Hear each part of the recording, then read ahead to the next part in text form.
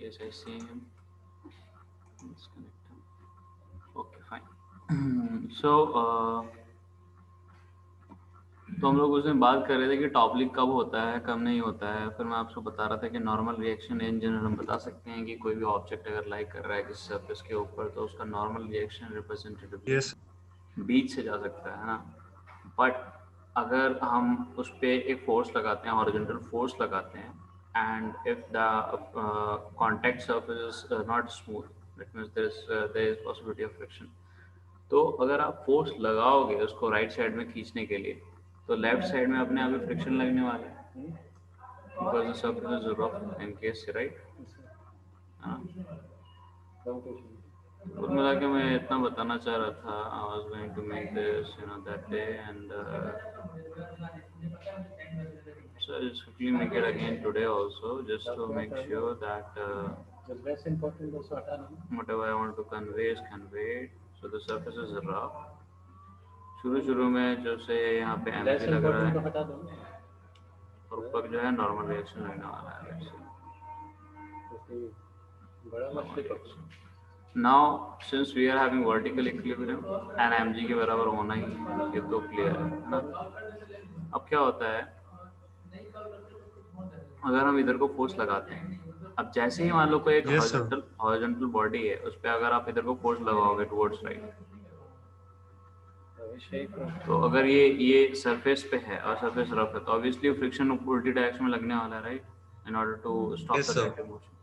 सो अब देखो ये हमारा सेंटर ऑफ मास है। लेट्स से मैंने सेंटर ऑफ मास पे सिंपल केस में मैंने यहाँ पे इसके लेवल पे फोर्स वो लगाया राइट।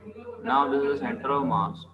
इससे आप इमेजिन कर दो एक एक्सिस पास कर रहा है ना लेट्स से क्रॉस यहाँ से एक्सिस पास कर रहा है तो आर क्रॉस आप यहाँ पे देखो मोमेंट ऑफ इनर्शिया नहीं I am talking about this torque of N and M ji.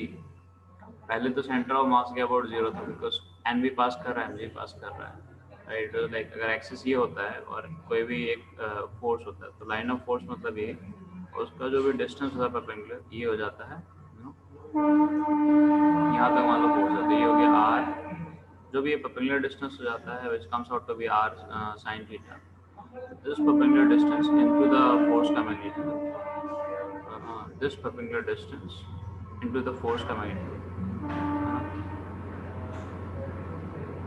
this gives us the r cross f for the torque right। Actually में मान लो ये r है तो ये r का ये वाला कॉम्पोनेंट है जो कि फोर्स से परपेंडिकुलर डिस्टेंस दे रहा है इस एक्सिस का जिसके वो रोटेशन। सिमिलरली ये देखो ये एक्सिस है हमारा है ना क्रॉस मतलब अंदर की तरफ जाता हुआ एक्सिस है ठीक है। तो वहाँ से इस एन का एम जी का जो डिस्टेंस है दैट इज परपेंडिकुलर डिस्टेंस वो क्या होने वाला है जीरो होने वाला है। इस तरह से एफ का भी जो है जीरो होने वाला है right perpendicular distance right perpendicular distance आपको समझ में आ रहा है। तो दिस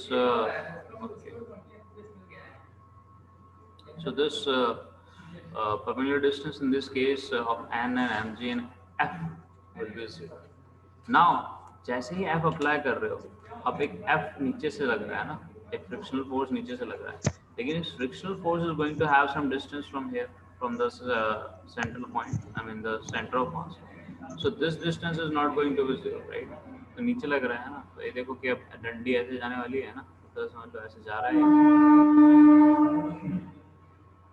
ये मान लो एक्सेस हो गया है ना ऐसे मान लो ये ऑब्जेक्ट ऐसे 3D में ऐसे कुछ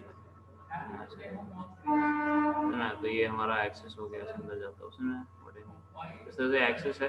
अब ये जो हमारा परपेंडिकुलर डिस्टेंस हो जाने वाला है right and this is going to be our छोटा तो this whatever it be let's say you know अगर मैं इसको ए बोल देता हूँ है ना फिर वही जो भी बोलना चाहता हूँ सो लेट्स से मैं इसको ए बोल देता हूँ टोटल हाइट ए बोल देता हूँ। So this is going to be a by 2 right। So a by 2 cross f I mean a by 2 into f will be the torque that will be acting about this axis about this axis। Understand ये जो access मैं दिखाना चाह रहा हूँ right इस block को आप 3D में मानो तो ये एक्सेस होते हैं ना जो क्रॉस अंदर बाहर जा रहा है ओके। सो अब इस टॉर्क को काउंटरएक्ट करने के लिए ये जो नॉर्मल रिएक्शन जो है इधर को शिफ्ट कर जाता है। So normal reaction want be here थोड़ी देर बाद नॉर्मल रिएक्शन जैसे ही फोर्स एक्ट करने वाला है छोटा एफ आ जाने वाला फ्रिक्शन फोर्स आ जाने वाला है समझ में ना, क्योंकि static friction doesn't want the relative motion to take place. तो जितना अगर छोटा फ्रिक्शन काम कर सकता है, जब तक छोटा फ्रिक्शन का वैल्यू बड़े फ्रिक्शन के बराबर है, बड़े फ्रिक्शन के बोलते हैं जो फोर्स एक्सटर्नल फोर्स के बराबर है, हॉरिजॉन्टल फोर्स के बराबर, तब तक बॉडी मूव नहीं करने वाला है, राइट। जब तक small f, that means the frictional force is able to be equal to the external horizontal force, तब तक नेट horizontal force को जीरो करके रख सकता है, राइट। ये तभी मूव करने वाला है जब बड़ा वाला जो I mean the external force is going to be greater than the frictional force, the static frictional force का मैक्सिमम वैल्यू, तभी ये मूव कर सकता है आगे।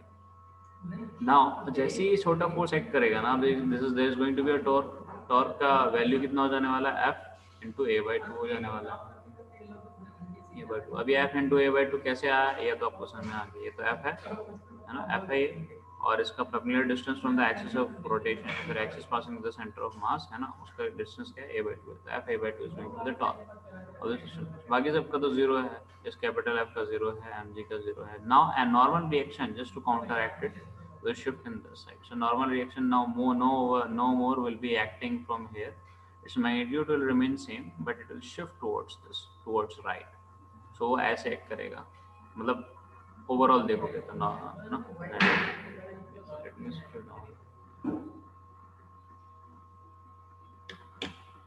just a minute.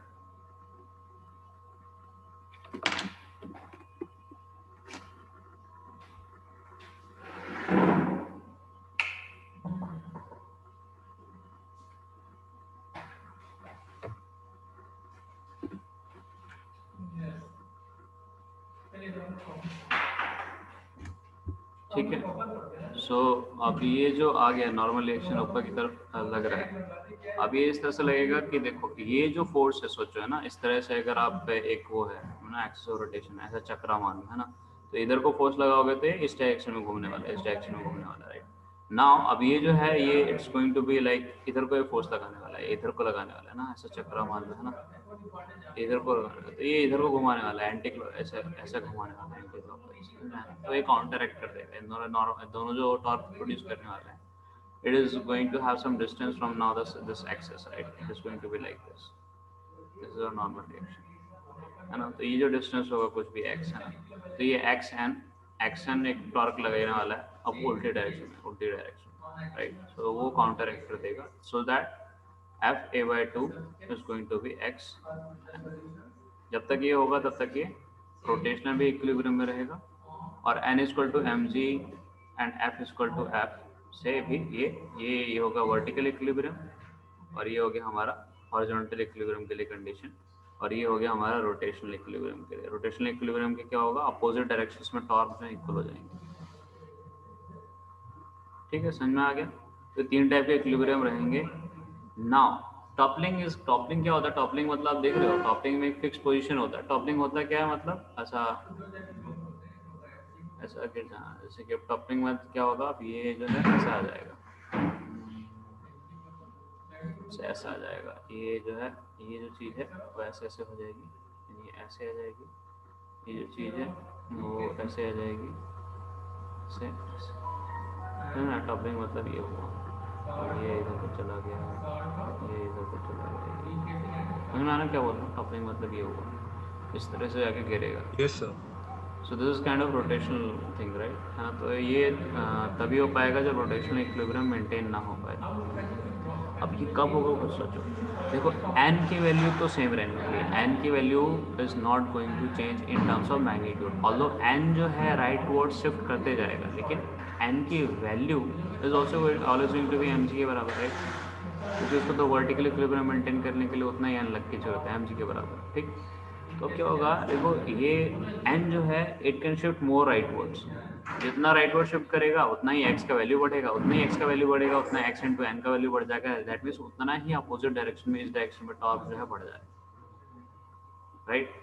अब ये टॉर्क इधर को क्यों बढ़ रहा है, क्योंकि ये जितना आप कैपिटल F को बढ़ाओगे, एक्सटर्नल फोर्स को बढ़ाओगे, उतना ही छोटा f बढ़ेगा, just to maintain the horizontal equilibrium. अब जितना ही छोटा f बढ़ेगा उसका डिस्टेंस तो फिक्स है, चलो a/2 है ना, तो a/2 का वैल्यू बढ़ जाएगा, तो उसको कॉन्ट्रैक्ट करने के लिए आपको एन एक्स का वैल्यू बढ़ाना पड़ेगा। अब एन तो कांस्टेंट है तो एक्स का वैल्यू बढ़ेगा, right. So it will shift more xward, है ना, टुवर्ड्स राइट, है ना, एक्स का वैल्यू और बढ़ता जाएगा। लेकिन कब तक बढ़ सकता है, खुद सोचो, यहाँ तक बढ़ सकता है, राइट। इस एज तक एन एन आ सकता है ना, इसके बाहर तो आ नहीं सकता इधर पर एन, यू अंडरस्टैंड, राइट, है कि नहीं। मैंने राइट शिफ्ट करेगा, शिफ्ट करेगा, शिफ्ट करेगा, कहाँ तक शिफ्ट करेगा एन, यहाँ तक शिफ्ट कर सकता है, इसके बाद तो वही नहीं जा सकता है ना, यहाँ तक एन आ सकता है। Yes sir. तो यहाँ तक उसकी मैक्सिमम वैल्यू हो सकती है, यानी एक्स की वैल्यू एन, ये वाले टॉर्क की मैक्सिमम वैल्यू किस में हो सकती है, एन इंटू ये जो डिस्टेंस है ये वाली। लेट से उसका जो लेंथ है ना, लेट से बी है, हाइट है मैंने ए बता दिया है ना, टोटल हाइट, इस तरह से टोटल लेंथ जो है उसकी कितनी है, बी ए है इस डब्बे की, तो बी बाई टू हो जाने वाला है। एक्स की मैक्सिमम वैल्यू कितनी हो जानी है, बी बाई टू हो जाने वाली है। Okay, now in this case let us assume कि जो सरफेसेस इन कांटेक्ट हैं they are sufficiently rough. Sufficiently rough कहने का मतलब ये है कि the mu is good enough so that कि स्लिपिंग नहीं हो पा रहा है, समझा ना, स्लिपिंग तो नहीं हो पा रहा, मतलब एफ जो है हमेशा एक्सटर्नल फोर्स के बराबर रह रहा है, ठीक है। सरफेस से सफिशिएंटली रफ मतलब जितना आप ज़्यादा फोर्स दोगे उतना फ्रिक्शन लग सके, यानी फ्रिक्शन काफ़ी हद तक लग सके, तो दैट मीन्स एफ जो है कैपिटल एफ के बराबर लग रहा है, ठीक है। तो उस केस में क्या होगा कि क्या बोलते हैं, एन शिफ्ट करता जाएगा, लेकिन एन जो है इसके बाद इधर को शिफ्ट नहीं करने वाला और राइट वर्ड शिफ्ट नहीं करने वाला। तो अल्टीमेटली वो जो एंटी क्लॉकवाइज डायरेक्शन में टॉर्क जो मैक्सिमम प्रोवाइड कर सकता है एन, वो है B by two into N, ठीक है। अगर इस लिमिट को पार कर दिया इस वाले टॉर्क में, कौन से, ये F A by two torque में, एफ की वैल्यू तो वेरी नहीं, ए बाई टू तो फिक्स है लेकिन एफ की वैल्यू वेरी करती है, समझ में आया ना। तो फिर क्या हो जाएगा, फिर ये टपल कर जाएगा, यू अंडरस्टैंड व्हाई, क्योंकि तब ये रोटेशनल इक्विलिब्रियम मेंटेन नहीं कर पाएगा। अगर एन बी बाई टू, यानी एन जो है यहाँ पे आ गया, अब एन तो और शिफ्ट नहीं हो सकता इधर को, अब एन बी बाई टू से ज़्यादा अगर एफ ए बाई टू का वैल्यू हो गया बढ़ते बढ़ते, तब तो ऑब्वियसली जो है इस टाइप से रोटेशनल मोशन हो जाएगा, यानी यही वाला रोटेशनल मोशन हो जाएगा, समझना है, इस टाइप से दिख रहा है ये वाला डायरेक्शन, इस डायरेक्शन, ये एफ के डायरेक्शन है, इस टाइप से, राइट। सो ये वाला डायरेक्शन में टॉप मोशन हो जाएगा, यानी टपल कर जाएगा, ये उठ जाएगा, बॉक्स जो है ऐसे उठ जाएगा, यू अंडरस्टैंड, लाइक दिस, है कि नहीं। तो टपलिंग ना होने के लिए यस क्या, सर। अब सोच रहे हैं कि हम टपलिंग ना होने के लिए कंडीशन क्या होनी चाहिए। मान लो सफिशिएंटली रफ सरफेस है but we want to make sure कि toppling should not happen. Toppling should not happen के लिए क्या केस होना चाहिए कि हमारा जो ये बी बाई टू एन है ना, इससे ज़्यादा हमको ऐसे इस डायरेक्शन में टॉर्क मिल ना पाए, समझा ना। ये तो इतना ही इसका कैपेसिटी है इस अरेंजमेंट का कि इतना ही टॉर्क प्रोवाइड कर सकता है इस डायरेक्शन में, let's say anti clockwise direction में, राइट। तो क्लॉकवाइज डायरेक्शन में भी अगर फ्रिक्शन का मैक्सिमम टॉर्क जो है लिमिट हो जाए इस वैल्यू तक, तो फिर हम कह सकते हैं कि भाई हर केस में ना वो रोटेशनल इक्विलिब्रियम को मेंटेन कर पाएगा। You understand what I mean, कि मैं कहना ये चाह रहा हूँ कि अगर हम मेक श्योर करते हैं कि मैक्सिमम जो वो एंटी क्लॉकवाइज काउंटरैक्ट करने के लिए वो जो एन ना, एन इंटू एक्स यानी N B by two, maximum जो एंटी क्लॉकवाइज टॉर्क दे सकता है that is equal to N B by two, उससे उससे उसका दिस फ्रिक्शनल फोर्स का जो टॉर्क आने वाला है मैक्सिमम वैल्यू उसका जो है इसके बराबर या फिर इससे कम रहे, तो हम बोल सकते हैं कि the rotational equilibrium will be, यानी एफ का मैक्सिमम वैल्यू, क्योंकि ए बाई टू तो फिक्स ही रहता है, तो यानी एफ का maximum value into A by two, है ना। अगर या तो ये छोटा हो जाए या फिर इसके बराबर हो कम से कम, एफ मैक्स ही तो लग सकता है, एफ का वैल्यू मैक्सिमम क्या हो सकता है, एफ मैक्स हो सकता है which is equal to mu N static friction case में, है ना। तो ये अगर इससे छोटा हो जाए B by two into N से, तो हम बोल सकते हैं कि कुछ भी हो जाए भाई, अब जो है रोटेशनल इक्विलिब्रियम मेंटेन होगा। या तो अब मान लो उसके बाद अगर आपने एफ बढ़ा दिया और, तो फिर क्या हो जाएगा, ये मूव कर जाएगा, स्लाइड कर जाएगा, बट एफ का वैल्यू मैक्सिमम कितना हो सकता है, एफ मैक्स हो सकता है, और फिर torque in the clockwise direction, clockwise direction can be F max into A by 2, इतना हो सकता है मैक्सिमम, और उससे वो हमेशा छोटा ही हो रहा है। किससे? जो एंटी क्लॉकवाइज टॉर्क हमको मिल सकता है किधर से? नॉर्मल रिएक्शन से। नॉर्मल रिएक्शन इधर उधर शिफ्ट कर मैक्सिमम, समझा ना, बी बाई 2। तो इस कंडीशन में अगर ये को फॉलो होती है, दैट मीन्स अगर एफ मैक्स को मैं लिख दूँ म्यू इंटू एन, और म्यू एन को मैं क्या लिख सकता हूँ? म्यू इंटू एम जी लिख सकता हूँ, क्योंकि एन तो हमेशा एम जी के बराबर होने वाला है, राइट? या फिर चलो म्यू एन ही लिख देते हैं, म्यू एन, खत्म कहानी, ठीक। Mu N into A by 2 should be less than equal to b by 2 into that means mu has to be less than equal to how much? b by a, right? तो अगर mu जो है उसकी value b by a से छोटी हो रही है ना, b by a से छोटी हो रही है, तो फिर क्या बोलते हैं कि वो जो है this is the condition for no toppling, मतलब हर एक केस में टपलिंग कभी होगा ही नहीं। हाँ, अगर हमारा f का, बड़े f का वैल्यू फ्रिक्शन f मैक्स से बड़ा होगा तो क्या हो जाएगा भाई? काइनेटिक फ्रिक्शन एक्ट करेगा, ये मूव करना चालू कर देगा, और जब मूव करना चालू कर देगा ब्लॉक, तो फिर से you know we will be having the uniform distribution of this normal reaction throughout, मतलब काइनेटिक फ्रिक्शन एक्ट करेगा।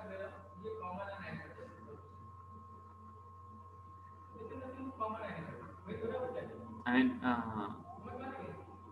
मीन थोड़ा सा फिर से वो इधर को शिफ्ट कर जाएगा। That thing will have a I mean that can have even what do you call that, क्योंकि थोड़ा शिफ्ट करेगा, ज़्यादा नहीं शिफ्ट करेगा, बट अगर वो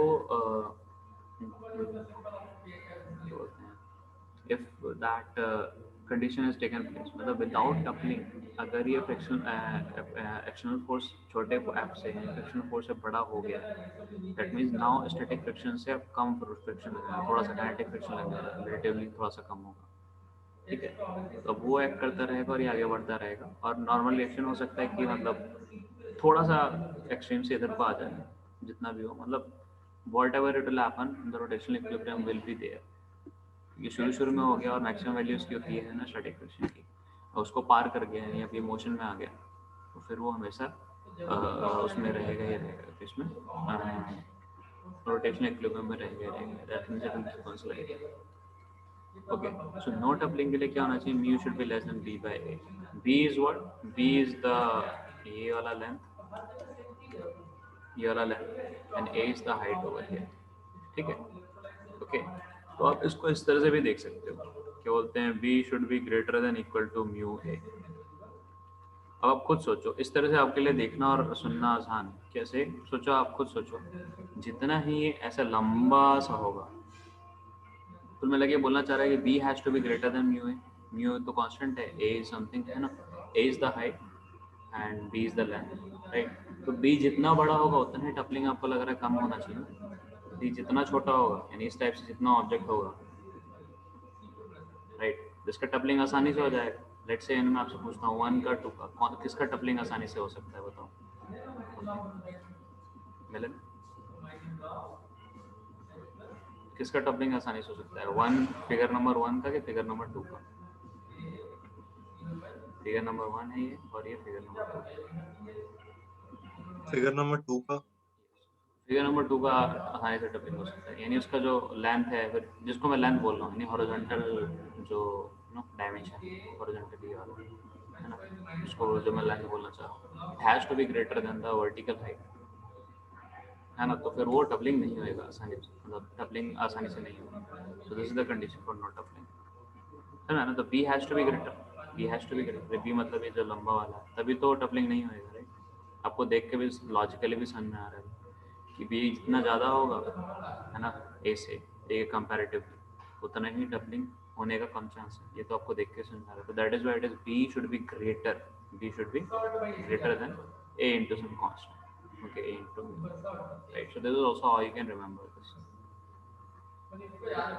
ठीक है ना? मतलब आपको ये समझ में आया टपलिंग Yes, ना sir. होने वाला situation. Now Yes, sir. Another thing is कि अब मान लो कि अब ये कैपिटल एफ जो एक्सटर्नल फ्रिक्शनल फोर्स है वो छोटे एफ यानी फ्रिक्शनल फोर्स की मैक्सिमम वैल्यू को क्रॉस कर जाए तो उस केस में और अभी तक कपलिंग नहीं हुआ, एयर कंडीशन सेटिस्फाइड है, उसके बाद क्या होगा, नथिंग विल हैपन. हो सकता है कि नॉर्मल एक्शन थोड़ा सा और इधर को शिफ्ट हो जाए क्योंकि इधर से इधर को आ जाएगा क्योंकि फ्रिक्शनल वैल्यू की मैक्सिमम वैल्यू स्टैटिक फ्रिक्शन की जो होती है उससे थोड़ी सी कम हो जाती है काइनेटिक फ्रिक्शन की value, right. We know mu k can be a slightly less than mu s, right. तो थोड़ा सा उसका ना काइनेटिक फ्रिक्शन एक कांस्टेंट फ्रिक्शन फोर्स एक्ट करेगा, नॉर्मल रिएक्शन में भी थोड़ा सा और इधर को शिफ्ट कर जाएगा, वापस इधर को आ जाएगा इस टाइप से. So it will continue to be in rotational equilibrium for sure, but it will keep on moving because it will now in motion. ठीक है ना. तो you have got the dynamics right. I mean, कैसे Yes, क्या sir. होगा. ठीक है. Alright, so I'm going to do some questions. You'll get a more better idea. So थोड़ा सा क्वेश्चन एक आप कर लेते हैं ना.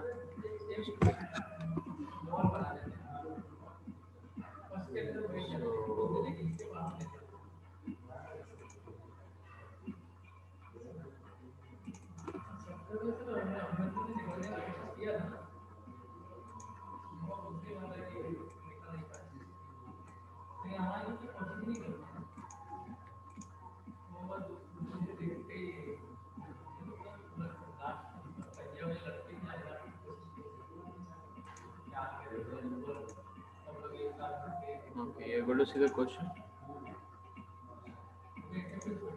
Yes, sir.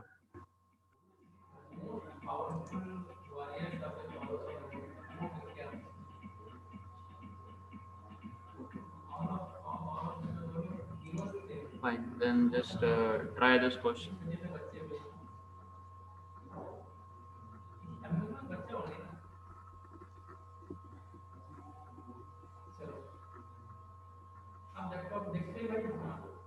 क्वेश्चन देखो और ए और बी आप याद मत रखना, आप ऊपर वाला और नीचे वाला याद रखना, समझ में ना कि this thing has to be this thing, I mean this length जिसको मैं बी बोला था या फिर मैंने इसको ए बोला था और इसको बी बोला था. ठीक है, तो बिल्कुल मिला के जो लेंथ है, length horizontal length no horizontal length has to be greater than equal to this mu into vertical height, right. This is what it means for no coupling to take place, right? ये याद है ना, ये याद है. तो अब यहाँ पे क्या है, मैंने इसको ऊपर वाले को बी बोला था, इसको ए बोला था, इसने इधर वैसे कर दिया तो फाइन, नो प्रॉब्लम. ठीक है ना, उसको मतलब आपको ये याद है ना कि ऊपर वाली जो है it length should be greater. करो यहाँ पे सुन लिया, L is over here A.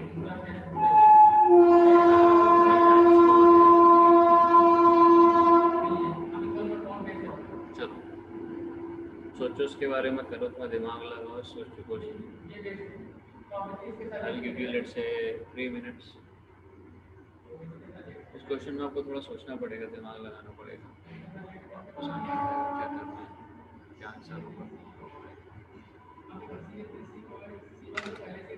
What is there? Okay, बिल्कुल is over.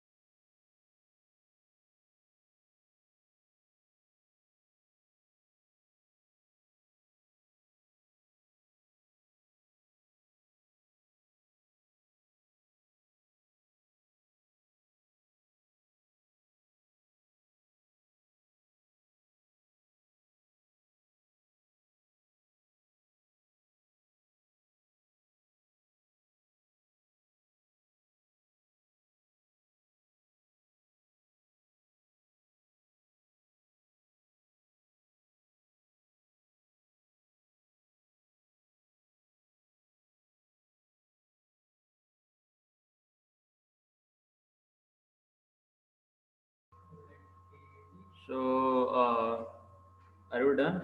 Any of us?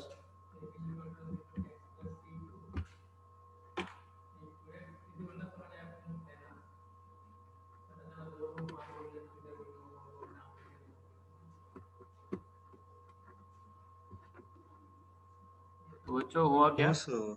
Okay, no problem. So let's discuss it. So you have tried it, right? So that's a good thing. देखो यहाँ पे f max की value क्या है? यहाँ पे तो f की वैल्यू ही 0 हो जाने वाली है, राइट? तो अब यहाँ पे कभी भी ये f इधर को लगने ही नहीं वाला है, और जैसे ही थोड़ा सा भी f लगेगा वैसे ही आगे बढ़ना चालू कर देगा। अब there is no going to be, ये वाला ऐप लगने ही नहीं वाला है, यहाँ पे छोटा ऐप आने नहीं वाला है, यानी इस डायरेक्शन में कभी टॉर्क आने नहीं वाला है, तो दूसरी डायरेक्शन में टॉर्क की जरूरत पड़ने वाली है नहीं। सो एनीवेज ये रोटेशनल इक्विलिब्रियम में ही रहने वाला है, समझ आ रहा है? या फिर आप उस तरह से दूसरी तरीके से देखो, जिस तरीके से हमने देखा था कि हाँ L horizontal length has to be greater than mu into this vertical height, mu into vertical height.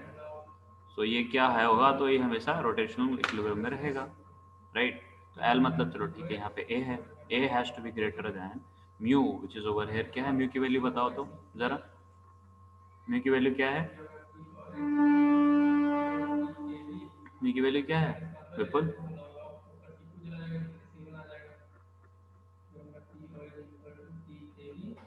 Smooth surface अगर बोलते हैं तो what does it mean in terms of mu की वैल्यू?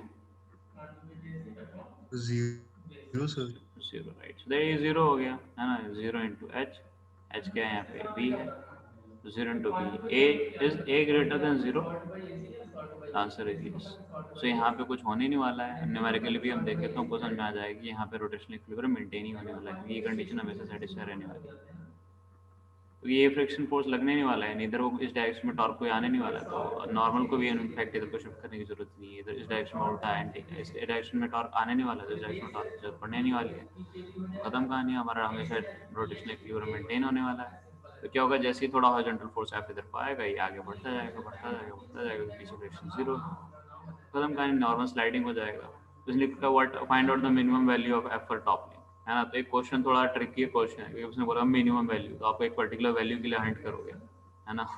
और इसमें क्या होगा, कोई भी वैल्यू एफ की ना, minimum value of F for toppling, है ना, कोई भी वैल्यू नहीं होगी एफ की जिसके लिए क्या बोलते हैं कि टपलिंग हो पाए, सुना है?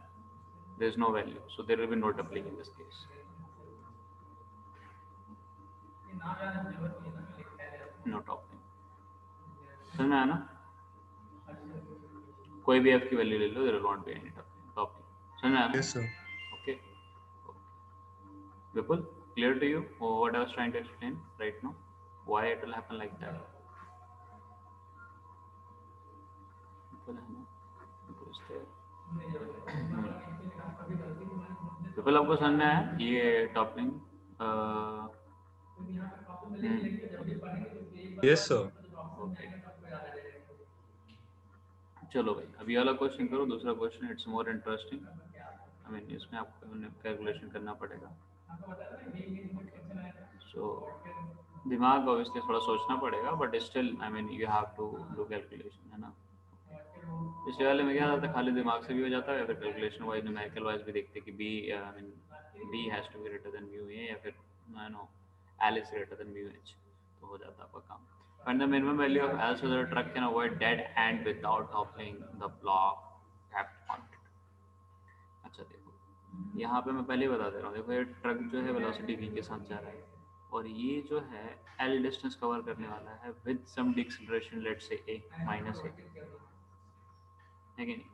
ये माइनस a डिसेलरेशन के साथ ये जो है L डिस्टेंस कवर करते करते माइनस a जो डिसेलरेशन है इस तरह से होगा कि ट्रक का वेलोसिटी यहाँ पे घटाते घटाते जीरो, L डिस्टेंस तक उसका वेलोसिटी फाइनली कितना हो जाएगा, जीरो हो जाएगा, यानी V square minus I mean U square, V square minus U square, that means V मतलब zero square minus U, V square minus U square, U कितना होगा, वी होगा equal to two A S होता है ना, तो minus two into minus A is what the deceleration का magnitude, उसमें माइनस है ना, क्योंकि ब्रेक लगाने वाला है, into L, so this is what it is going to be, right? So you can just write v square has to be equal to 2 a l, इस तरीके से डिसलेशन की वैल्यू होने वाली है, तो ये ब्रेक इस तरह से लगाने वाला है कि इस पूरे सिस्टम का, इस ट्रक का, इस ब्लॉक के साथ डिसलेशन कितना हो जाने वाला है, ए इज अ मैग्नीट्यूड, ठीक है।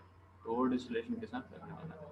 तो डिसलेशन और एल के बीच में रिलेशनशिप होने वाला है, वी और ए और एल के बीच में, राइट। तो अभी तो ये ट्रक यहाँ पे जाते जाते इसका फाइनल वेलोसिटी कितना हो जाना है, initial velocity V, final velocity 0 हो जाना है। It's going to be like this. तो we're going to find the minimum value of L so that truck can avoid dead end without opening the block kept on it.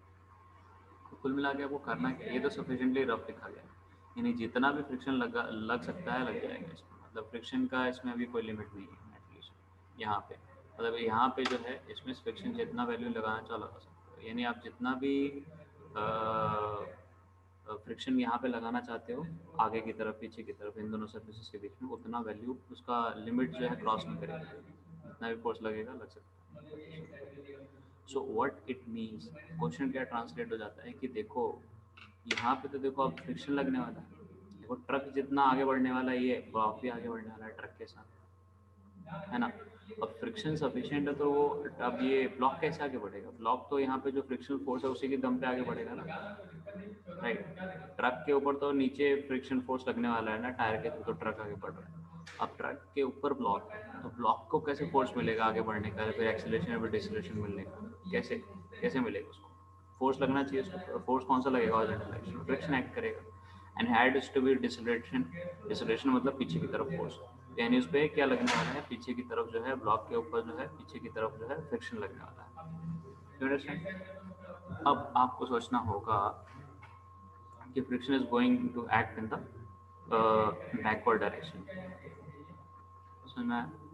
So backward direction में friction act कर रहा है now, and तो उसका कुछ torque आएगा, हाँ।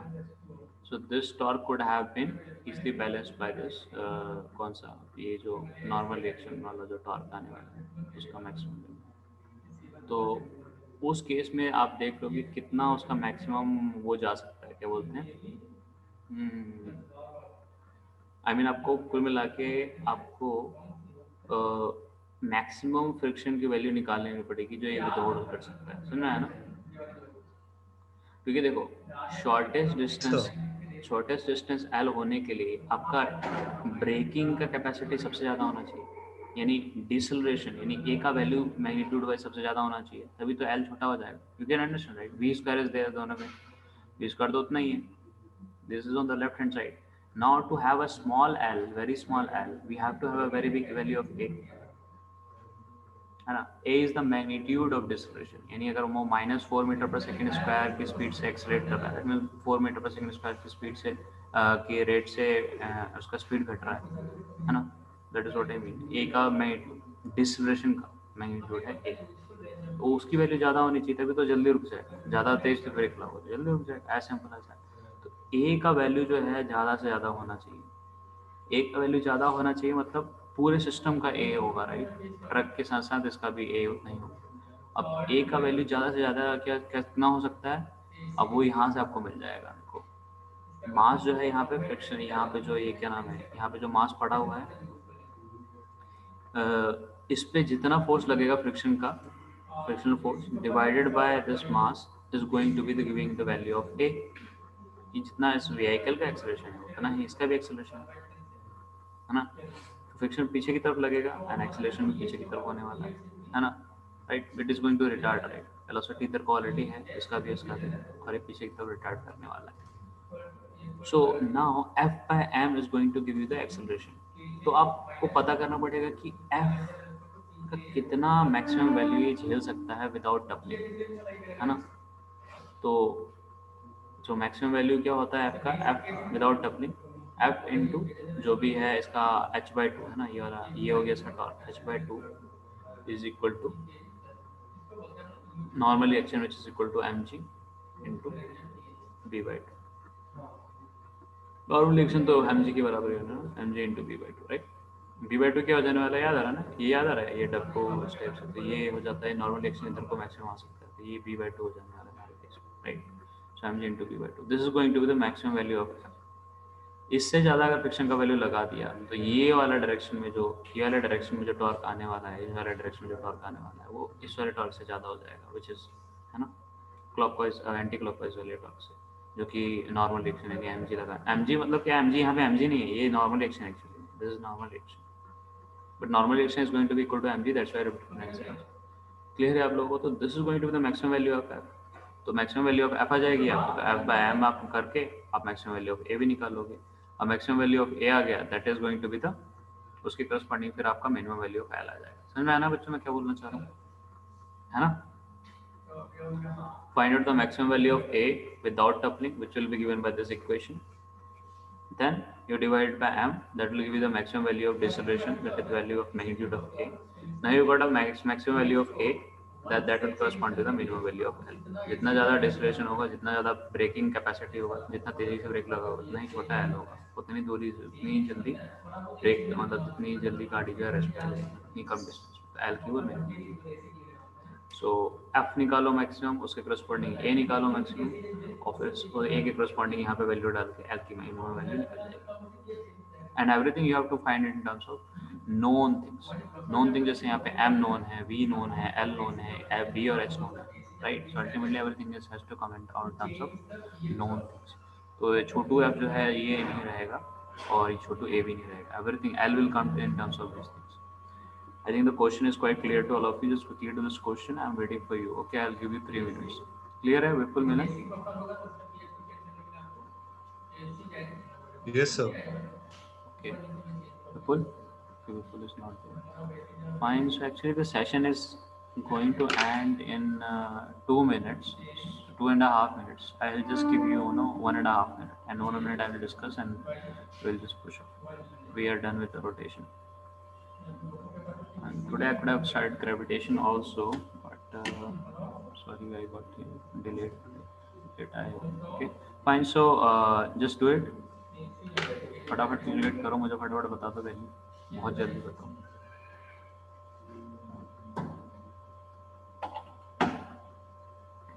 Salt डालना इसको तो बेस बोलेंगे ना, that will also be called base. Get your point? Base in the case of base in the case of acidic water and acid in the case of basic water. जैसे कैसे मान लिया CH3, जैसे आप CH3 CO मैंने देखा, ये क्या है? बेस है कि नहीं? है ना base? Number of moles of acid और base added upon delta T और change in और यूनिट CH को चेंज करने से कितना नंबर ऑफ मोल लगेगा? As soon as we are done, just let me know. Clear?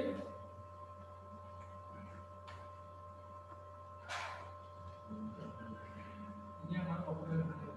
एक चीज और मैक्सिमम लोगों का कैपेसिटी होता है। Okay, now only 1 minute is remaining, so I will just solve this question quickly. All right, Milan.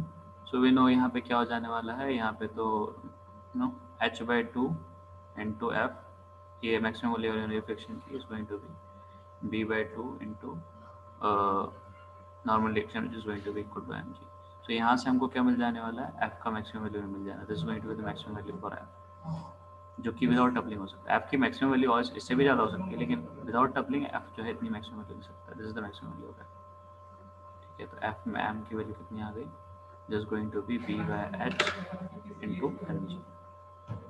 Okay, अब इसको फिर आप m से डिवाइड कर दो तो आपको मिल गया क्या, a मिल गया, a की मैक्सिमम वैल्यू ये हो गई। ठीक है, तो आपको हो गया v² equal to 2a l min की ये मैक्स है, तो ये मिन वैल्यू हमको निकालनी है, तो बाय 2a आ जाएगा ये। अब a की वैल्यू हमको